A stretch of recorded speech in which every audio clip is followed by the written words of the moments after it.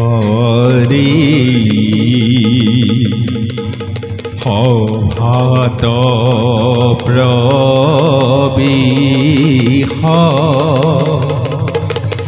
কৰে ছায়া দেৱী সতী আৰি সভাত প্ৰবেশ কৰে ছায়া দেৱী সতী আৰে লয়লাখে চলি আৰে লয়লাখে চলি আৰে লয়লাখে চলি যাই মনে ভাবি গুণী আৰে লয়লাখে চলি যাই মনে ভাবি গুণী আৰে মতে পায়া গোয়া সভা ভিতৰ আৰে ৰাম হৰি ৰাম আৰে ৰাম হৰি ৰাম আৰে ৰাম হৰি ৰাম হৰি বোলা নিৰন্তৰ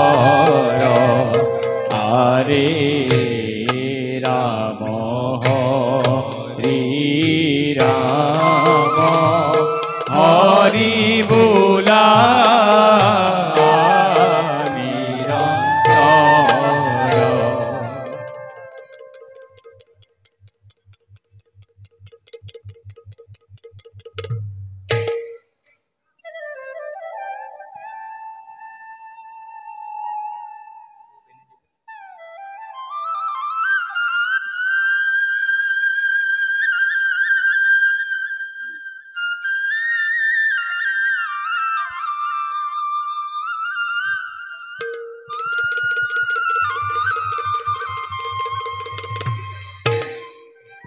এগৰাকী নাৰীৰ বাবে মাতৃত্বৰ প্ৰাপ্তি এক শ্ৰেষ্ঠ দান,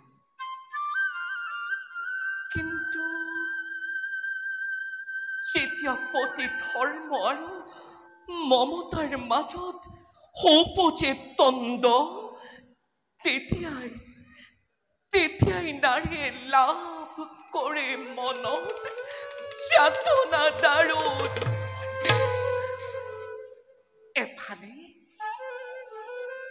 এফালে শিৰৰ সৌভাগ্য পবিত্ৰ সেন্দুৰ আৰু আনফালে বৈকুণ্ঠৰ পৰম সুসজ্জিত মমতা নাৰীৰ। এনেহেন দুৰ্বিপাকতে গ্ৰস্ত মই সূৰ্যদেৱৰ অৰ্ধাংগিনী নাই নাই নাই।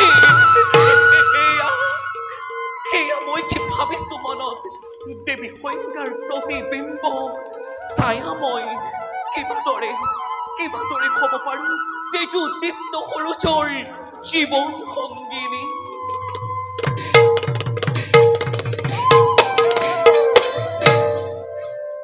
দেৱী সংজ্ঞা প্ৰণাম নাথ। উঠা প্ৰিয়। চোৱা দেৱী, নাথ মই এই জগতৰ আলোকদাতা, নাম মোৰ দিবাকৰ। আৰু চোৱা, হওয়া হওয়া কেনেদৰে অন্ধকাৰৰ আস্বাদন ফালি মোৰেই সূৰ্যে আজি দীপ্তিমান কৰিছে সমস্ত জগত। চোৱা সংজ্ঞা, কি হল দেৱী? কিবা হেতু দেখো তব বিষাদিত বদন, প্রকাশ করে অবিলম্বে প্রিয়ে, কি দুঃখে জর্জরিত করেছে তোমার কোমলন্ত না, প্রিয়ে। অতিকে চিন্তিত আজি মই নিজ সন্তানৰ ভৱিষ্যতৰ হেতু। নিজ সন্তানৰ ভৱিষ্যতৰ চিন্তাই তোমাক দহিব লাগিছে প্ৰিয়ে, কিন্তু শুনা প্ৰিয়ে, নকৰিবা চিন্তা তুমি আমাৰ পুত্ৰৰ বাবে, কাৰণ আমাৰ এই পুত্ৰ জমে অচিৰেই অচিৰেই এই ত্ৰৈলোক্যৰ শ্ৰেষ্ঠ ৰাজ্য অমৰাৱতীৰ ধৰ্ম ৰাখন কৰিব অলংকৃত। আৰু আমাৰ পুত্ৰ জমি জমি অচিৰতেই মনুষ্য ৰূপ ধাৰণ কৰি মৰ্ত্য লোকত আমাৰ এই কীৰ্তি ৰাখিব যমুনা নামেৰে। কিন্তু স্বামী, দেৱী, যম আৰু জমিৰ দৰে পুত্ৰ হলেও যে আমাৰ এই সন্তান। কোন? শনি? শনি শনি শনি শুনা দেৱী সংজ্ঞা, পুনৰবাৰ সেই অমংগলীয়াৰ নাম পুত্ৰ বুলি তুমি নকৰিব উচ্চাৰণ। আৰু তেনেহে নমংগলীয় পুত্ৰকেই দিবা কৰে কদাপিতো পুত্ৰ বুলি নকৰে স্বীকাৰ। যে পুত্ৰ জন্ম হৈ অমংগল কামনা কৰিলে পিতৃ, তেনে পুত্ৰক মই পুত্ৰ বুলি কদাপিতো নকৰিম স্বীকাৰ। আৰু শুনা প্ৰিয়, শুনা ভালদৰে, তেনেহেনে পুত্ৰক যদি মই পুত্ৰ বুলি স্বীকাৰ কৰো, তেন্তে এই জগতবাসীয়ে ৰতিব কলংক সূৰ্যৰ নামতে, আৰু কৰিব গুঞ্জনা দানৱ মানৱ সকলোৱে মোৰেই নামত।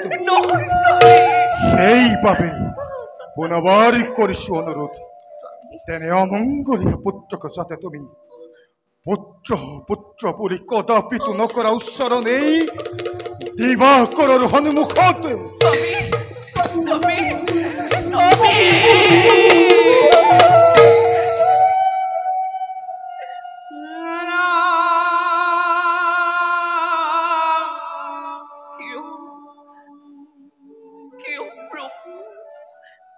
কিয় আজি এনে কঠোৰ বিধান?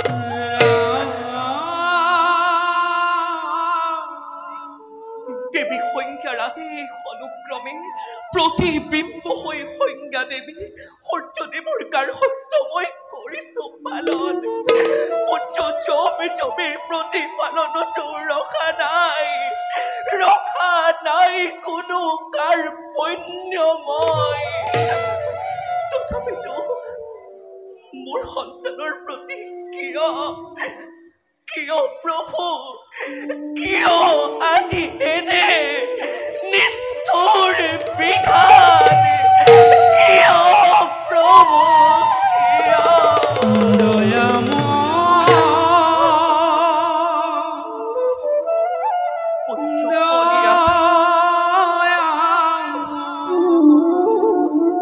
মোৰ পুত্ৰ শনি আজি ভৰ যৌৱনত হৈছে উপনীত। কিবাদৰে প্ৰভু, কিবাদৰে সন্মুখীন সময় মোৰ পুত্ৰ শনিৰ সেই কঠোৰ প্ৰশ্ন হয়। কেনেকৈ প্ৰভু, কেনেকৈ সন্মুখীন সময় পুত্ৰ শনিৰ কঠোৰ প্ৰশ্ন হয়? শনি বাছা